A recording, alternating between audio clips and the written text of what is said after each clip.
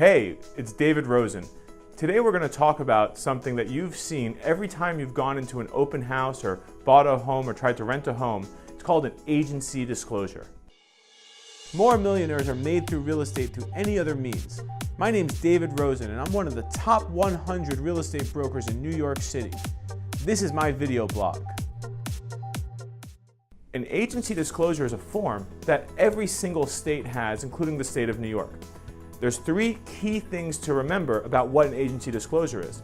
The first says it in Arial bold ink on the top of it. This is not a contract. Repeat, this is not a contract. Again, this is not a contract. What does that mean? A contract is a binding agreement between two parties. The reason why this form says on top, this is not a contract, is because it does not bind the buyer or seller to any specific action. Instead, it is, this is our second point, a declaration of loyalty, either to you, or it's a disclosure, a statement saying that this agent, this real estate broker, is bound to be honest and treat you fairly, but their loyalty resides with the other party. Maybe it's the landlord, or maybe it's the seller, or maybe it's, some other third party.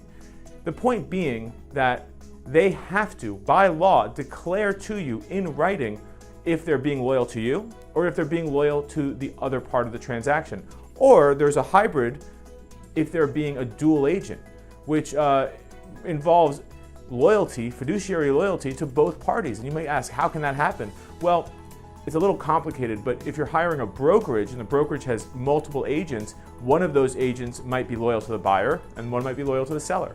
Remember, this is required by state law. It's not there to confuse you or make you crazy, and really, since it's not binding, you shouldn't be so worried about it. But what happens is a lot of young agents will say, you sign this agency disclosure, you have to be loyal to me. And it's simply just not the case. If you have any questions about agency disclosure, please just reach out and ask me. You can call me or message me on social media or email me, and we'll be happy to quickly respond. Thanks.